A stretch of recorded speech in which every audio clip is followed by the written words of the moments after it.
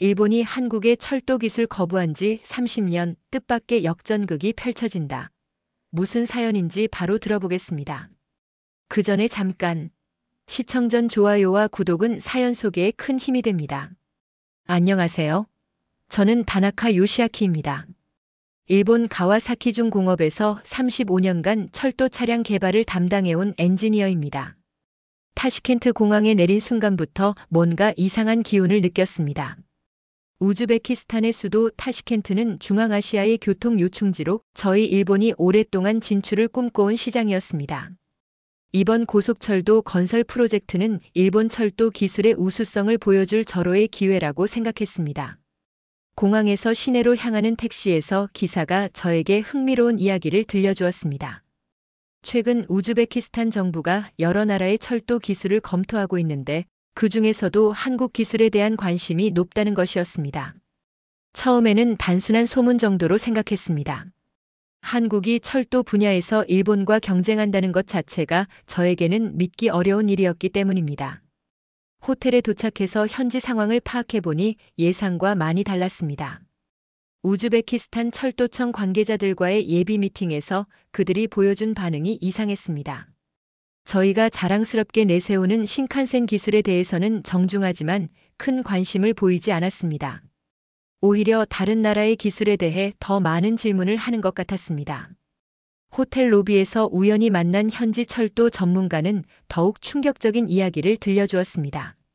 한국이 개발한 동력 분산식 고속철도 기술이 최근 국제적으로 주목받고 있다는 것이었습니다. 저는 한국의 KTX가 프랑스 기술을 기반으로 한 것이라고 알고 있었는데 언제부터 독자적인 기술을 개발했는지 의아했습니다. 며칠 후 열린 기술 설명회에서 더욱 놀라운 일이 벌어졌습니다. 각국의 철도 업체들이 참가한 가운데 한국 현대로템의 발표가 시작되었습니다. 발표를 맡은 분은 허정민이라는 차장이었는데 그의 프레젠테이션을 들으면서 저는 점점 당황스러워졌습니다. 한국이 선보인 기술은 제가 알고 있던 것과는 완전히 달랐습니다. 동력 분산식 시스템, 에너지 효율성, 유지 보수의 편리성 등 모든 면에서 기존의 일본 신칸센과는 다른 접근 방식이었습니다. 특히 인상적이었던 것은 현지 기후와 지형 조건에 맞춘 맞춤형 설계였습니다. 우즈베키스탄 철도청 관계자들의 반응도 예상과 달랐습니다. 한국 기술에 대해 매우 구체적이고 전문적인 질문들을 쏟아냈습니다. 경제성, 기술 이전 가능성, 현지 인력 양성 방안 등에 대해서도 깊이 있는 논의가 이어졌습니다. 저는 그동안 한국을 철도 기술 분야에서 일본보다 한참 뒤떨어진 나라로 생각해왔습니다.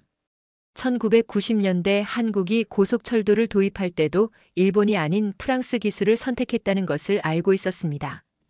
그때 일본 철도업계에서는 한국이 일본 기술 없이는 제대로 된 고속철도를 만들 수 없을 것이라고 예상했었습니다.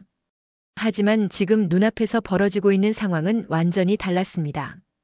한국이 독자적으로 개발한 기술이 일본의 전통적인 강점 분야에서 당당히 경쟁하고 있었습니다.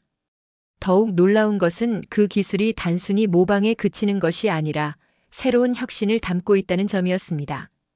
그날 밤 호텔 방에서 저는 오랫동안 잠을 이루지 못했습니다. 35년간 일본 철도 기술의 우수성을 믿어 의심치 않았는데 그 확신이 흔들리기 시작했습니다. 한국이 언제부터 이런 기술력을 갖추게 되었는지, 그리고 이번 입찰에서 과연 어떤 결과가 나올지 궁금했습니다. 다음 날 아침 입찰 관련 소식을 확인해 보니 상황이 저희에게 그리 유리하지 않다는 것을 알 수 있었습니다. 현지 언론에서도 한국 기술에 대한 관심이 높아지고 있었고 정부 관계자들의 발언에서도 새로운 변화를 감지할 수 있었습니다. 저는 이번 프로젝트가 단순한 사업 수주를 넘어서 일본 철도업계의 중요한 전환점이 될 수도 있다는 예감이 들었습니다. 기술 설명회 이틀째 본격적인 기술 프레젠테이션이 시작되었습니다. 우즈베키스탄 철도청 회의실에는 각국의 철도 전문가들이 모여 있었습니다. 독일 지멘스, 프랑스 알스톰, 그리고 저희 일본 가와사키중 공업까지 쟁쟁한 업체들이 참석했습니다. 하지만 제 눈길을 가장 많이 끈 것은 한국 현대로템 팀이었습니다. 허정민 차장이 발표를 시작하자 회의실 분위기가 달라졌습니다. 그는 한국이 개발한 동력 분산식 고속 열차에 대해 설명하기 시작했습니다. 저는 처음에 이것이 기존 KTX 기술의 연장선 정도일 것이라고 생각했습니다. 하지만 발표가 진행될수록 제 예상은 완전히 빗나갔습니다. 한국의 동력 분산식 기술은 일본의 신칸센과는 근본적으로 다른 철학을 바탕으로 하고 있었습니다.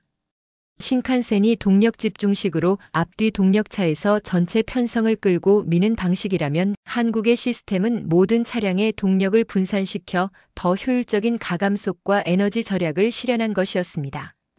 특히 인상적이었던 것은 유지보수 편의성에 대한 부분이었습니다. 한국 기술은 부품의 표준화와 모듈화를 통해 유지보수 비용을 크게 낮출 수 있다고 설명했습니다. 이는 운영비 절감을 중시하는 우즈베키스탄 정부에게는 매우 매력적인 제안이었습니다. 허정민 차장의 발표 중에서 가장 놀라웠던 부분은 기술 이전에 관한 내용이었습니다. 한국은 단순히 완성된 열차를 수출하는 것이 아니라 현지에서 조립과 정비가 가능하도록 기술을 전수하겠다고 제안했습니다. 현지 인력 양성 프로그램까지 포함된 패키지 딜이었습니다. 우즈베키스탄 철도청장 라이모프 씨의 반응이 특히 주목할 만했습니다. 그는 한국 측 발표에 대해 매우 구체적인 질문들을 쏟아냈습니다. 겨울철 영하 20도 이하의 극한 추위에서도 안정적으로 운행이 가능한지, 모래바람이 많은 중앙아시아 환경에 어떻게 대응할 것인지 등이었습니다. 허정민 차장은 이런 질문들에 대해서도 충분히 준비된 답변을 내놓았습니다. 한국이 이미 다양한 기후 조건에서 고속철도를 운영해 본 경험이 있고 특히 겨울철 한파와 여름철 폭염 모두를 견딜 수 있는 기술을 보유하고 있다고 설명했습니다.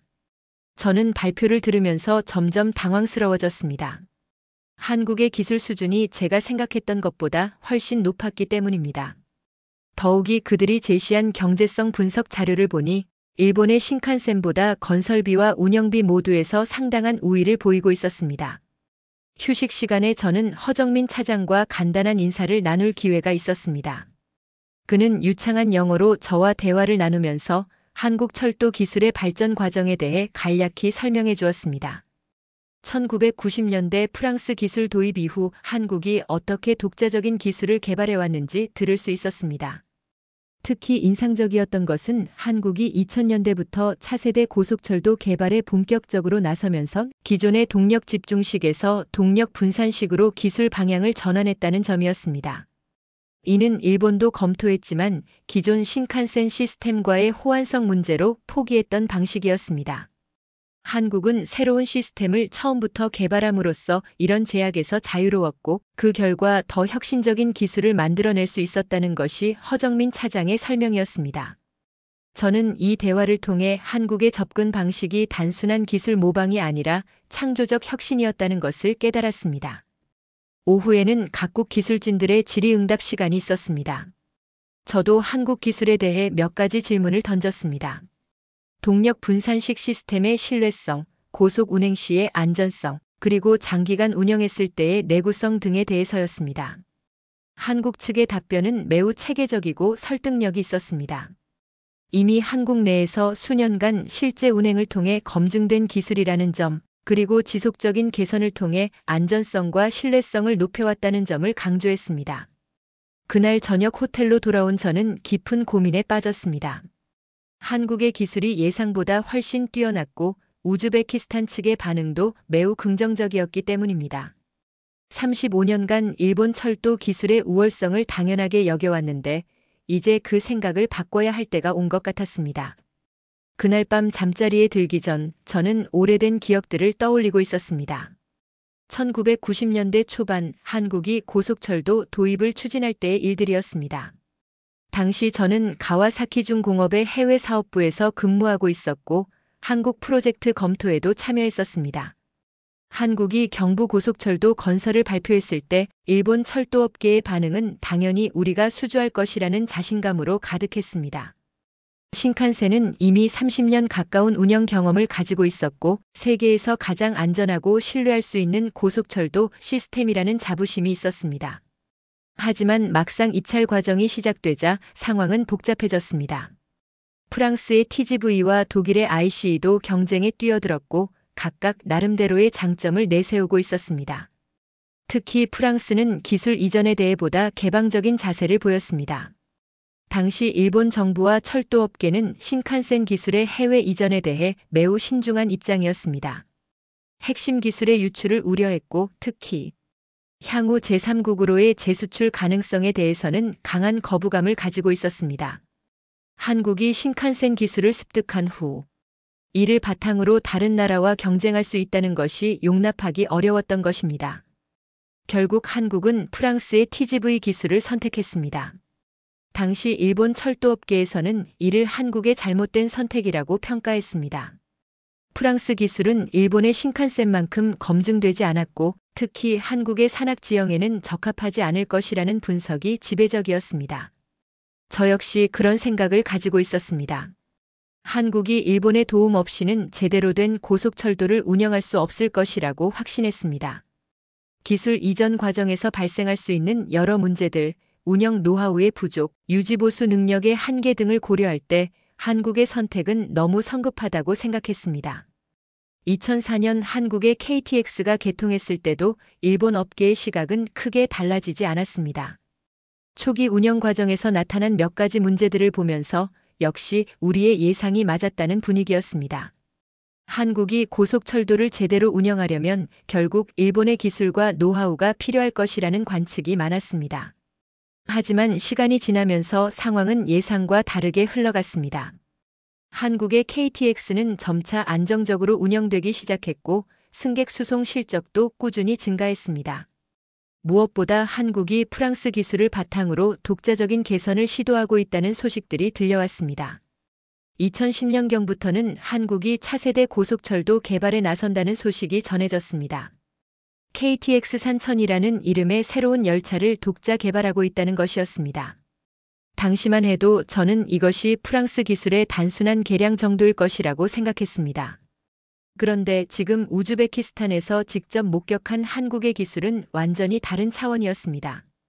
프랑스 기술에서 출발했지만 이제는 독자적인 기술 체계를 구축한 것 같았습니다. 특히 동력 분산식 시스템은 일본도 시도해보지 못한 혁신적인 접근이었습니다. 저는 30년 전 일본이 한국에 대해 가졌던 안일한 생각들을 반성하게 되었습니다. 한국을 과소평가했고 그들의 기술 발전 능력을 제대로 인정하지 못했던 것 같았습니다.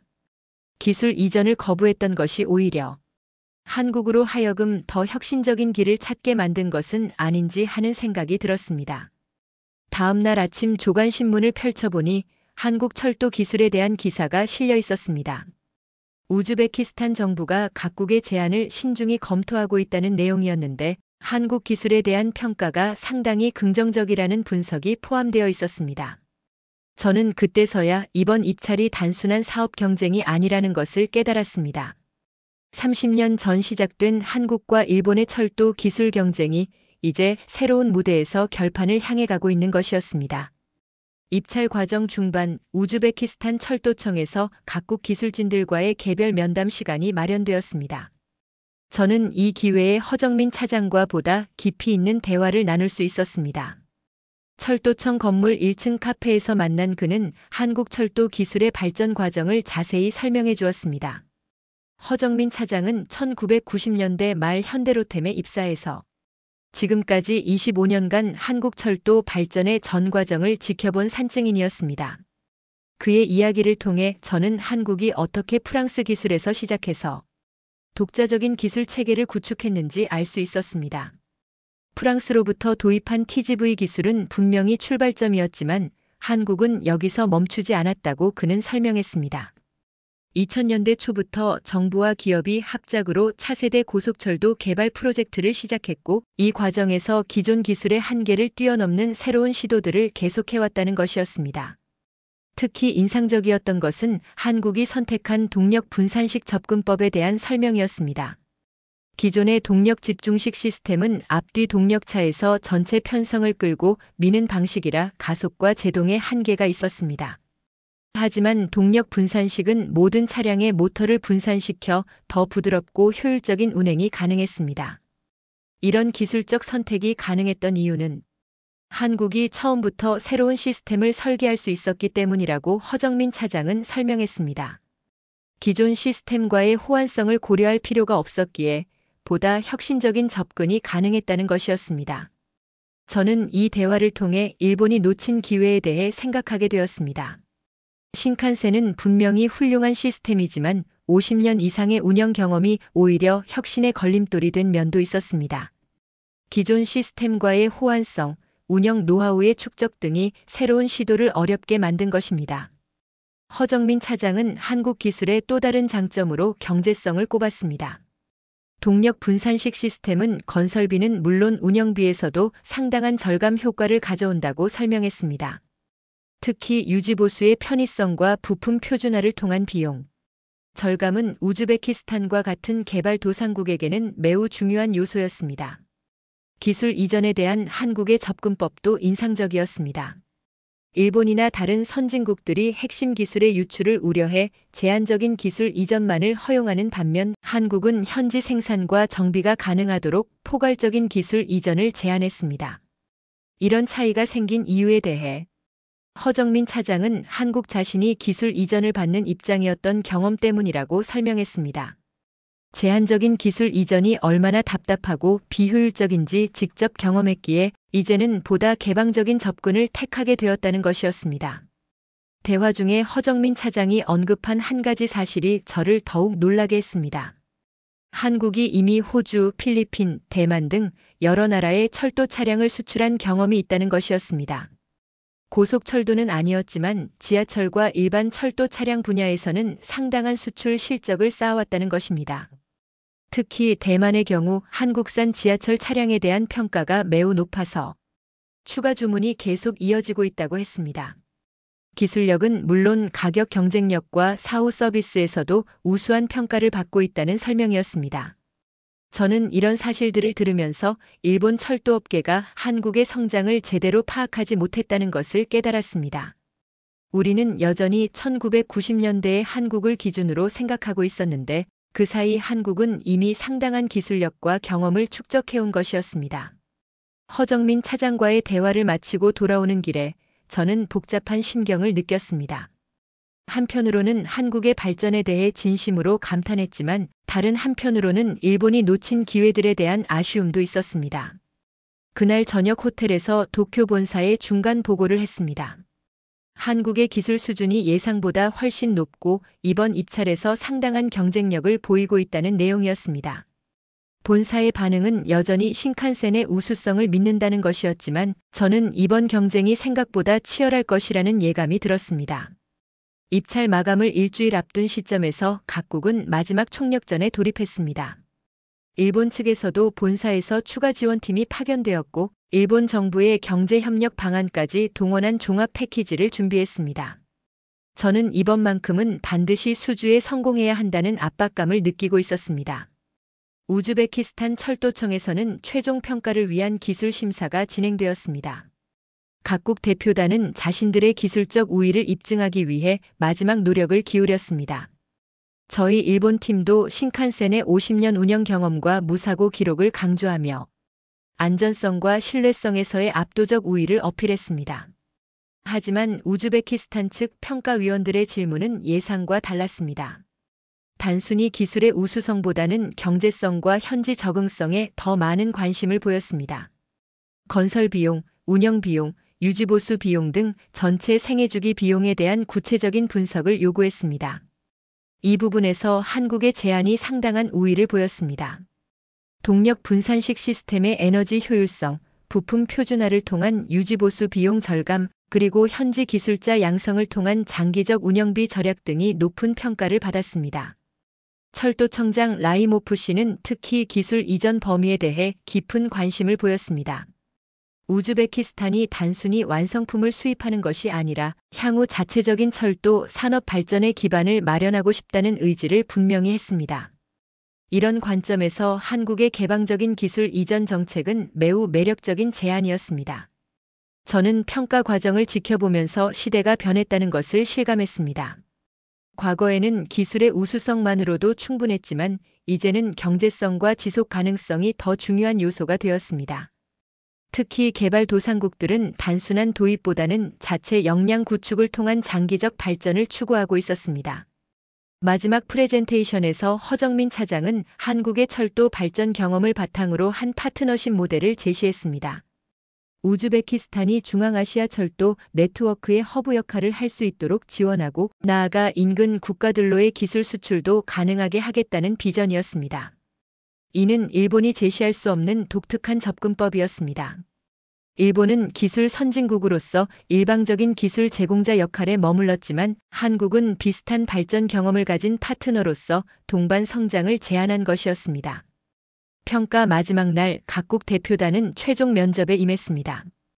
우즈베키스탄 철도청 고위 관계자들과 정부 대표들이 참석한 가운데 진행된 이 자리에서 저는 한국 팀의 자신감을 느낄 수 있었습니다. 반면 저희 일본 팀은 예상보다 치열한 경쟁에 다소 당황하는 모습이었습니다. 면접에서 라이모프 청장이 던진 핵심 질문은 이것이었습니다. 10년 후 우즈베키스탄이 어떤 철도 역량을 갖추게 될 것인가? 한국 측은 구체적인 로드맵과 함께 우즈베키스탄의 철도 전문가 양성 계획을 제시했습니다. 한국에서의 연수 프로그램부터 현지 기술센터 설립까지 포괄적인 계획이었습니다. 저는 이 순간 30년 전 일본이 한국에 대해 가졌던 생각을 떠올렸습니다. 기술을 주는 자와 받는 자라는 일방적 관계 설정이 얼마나 시대착 오적이었는지 깨달았습니다. 한국은 이제 그런 관계를 거부하고 상호 발전하는 파트너십을 제안하고 있었습니다. 면접이 끝난 후 저는 허정민 차장과 마지막 대화를 나누었습니다.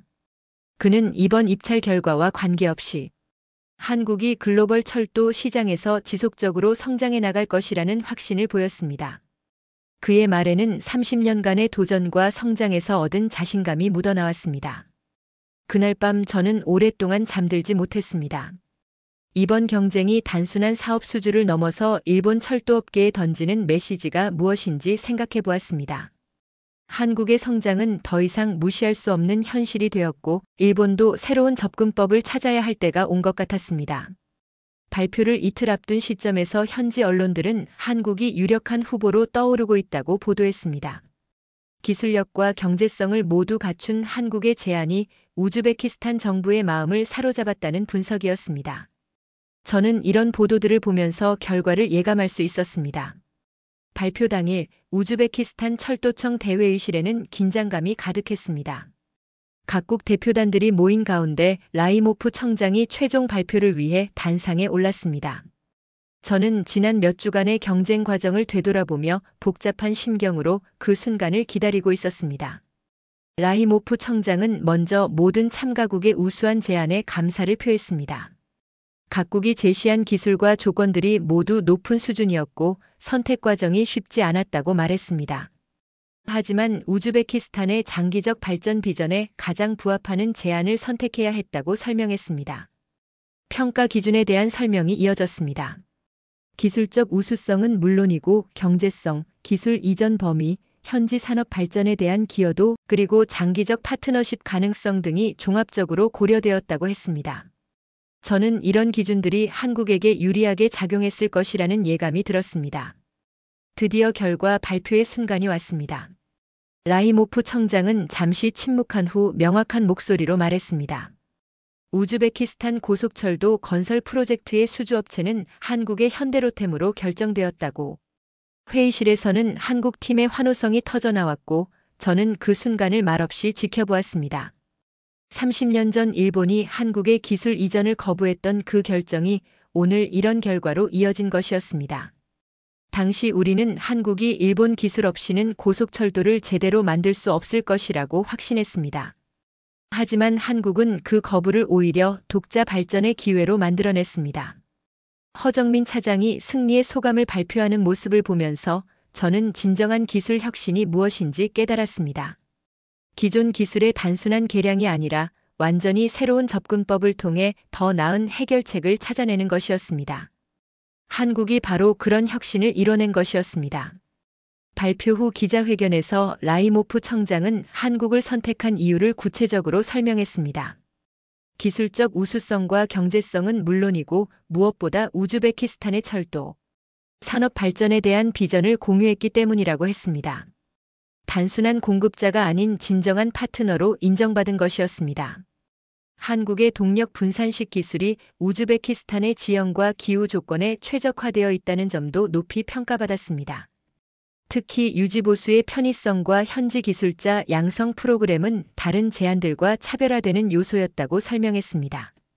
저는 이 모든 과정을 지켜보면서 기술 패권에 대한 새로운 인식을 갖게 되었습니다.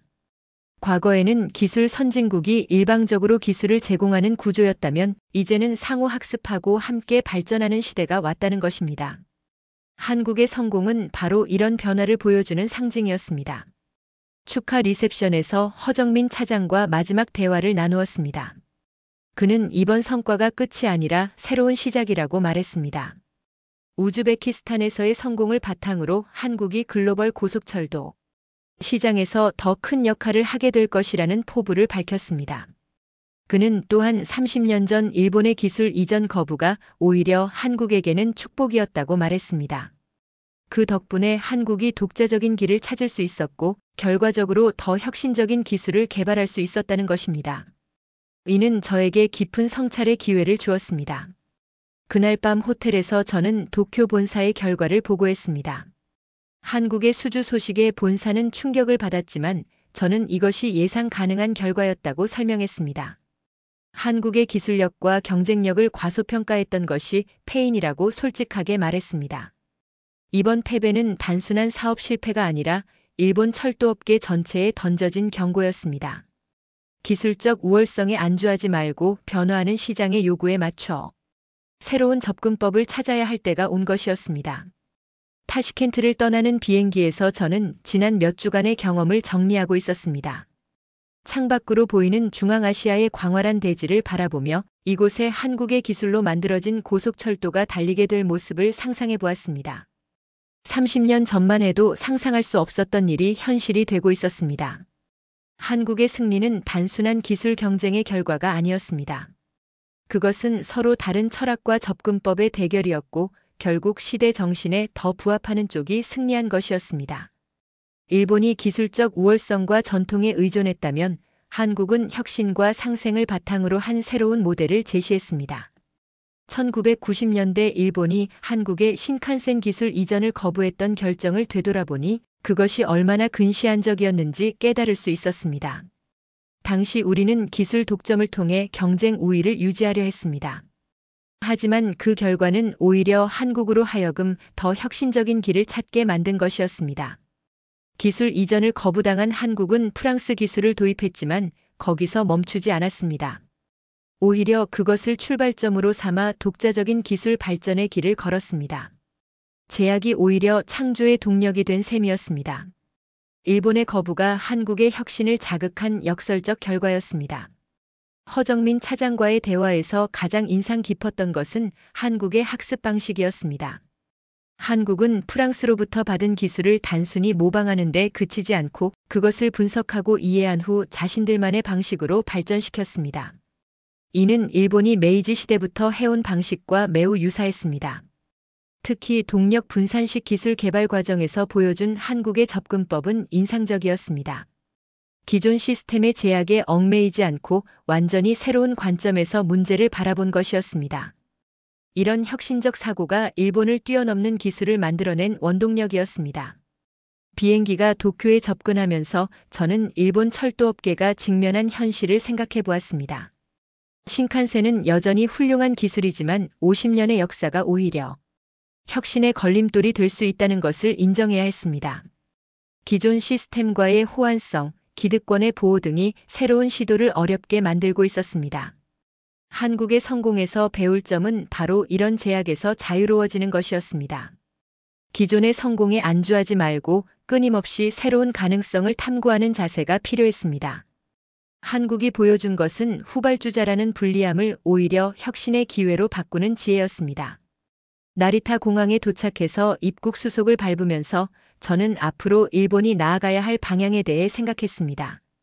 과거의 성공에만 의존할 것이 아니라 변화하는 시장의 요구에 적극적으로 대응해야 했습니다.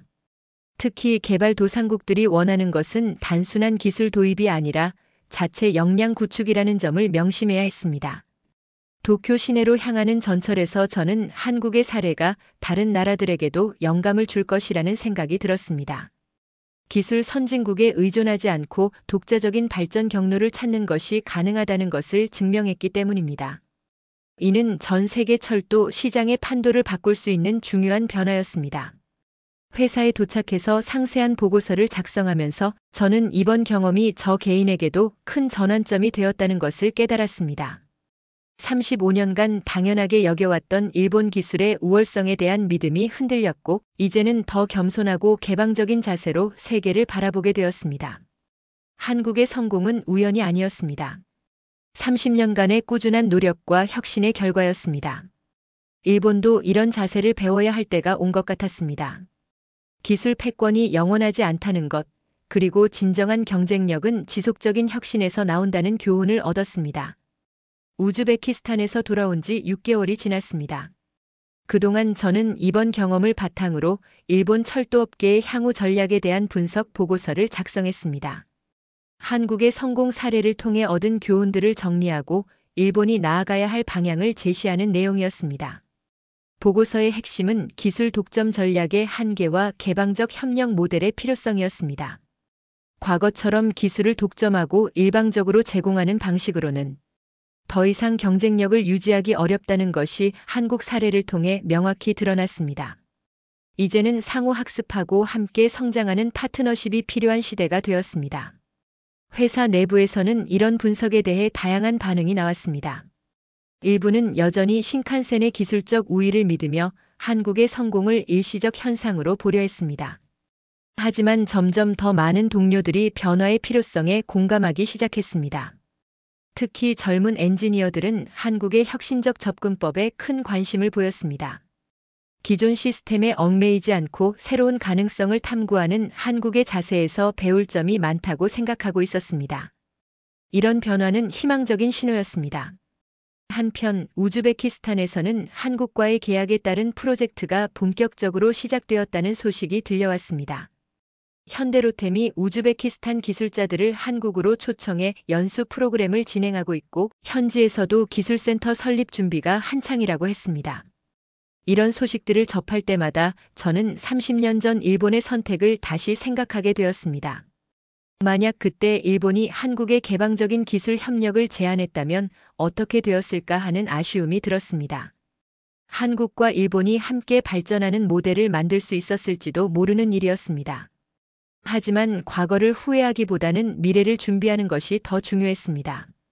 한국의 성공이 일본에게 주는 메시지는 명확했습니다.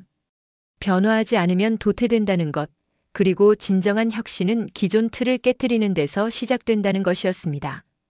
저는 이후 회사에서 새로운 역할을 맡게 되었습니다. 차세대 철도 기술 개발 프로젝트의 책임을 맡아 일본 철도의 새로운 미래를 설계하는 일이었습니다.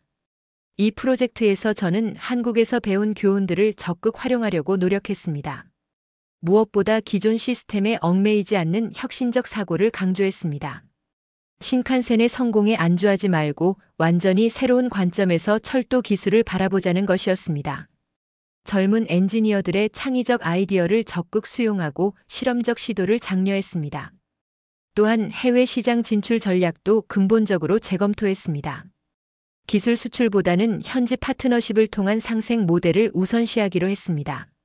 한국이 보여준 것처럼 진정한 경쟁력은 서로 배우고 성장하는 관계에서 나온다는 것을 인정한 것이었습니다.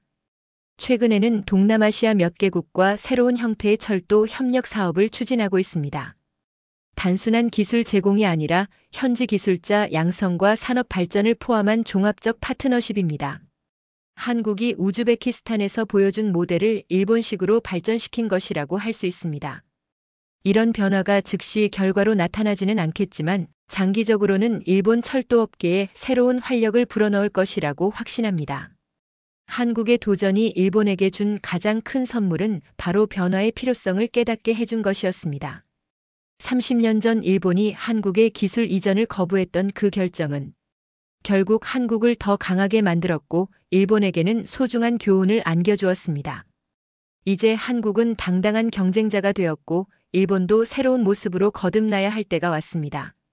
진정한 기술 발전은 경쟁 속에서 이루어진다는 것을 다시 한번 확인한 귀중한 경험이었습니다. 오늘 사연은 여기까지입니다. 사연이 마음에 드셨다면 좋아요와 구독 부탁드립니다. 끝까지 시청해 주셔서 감사합니다.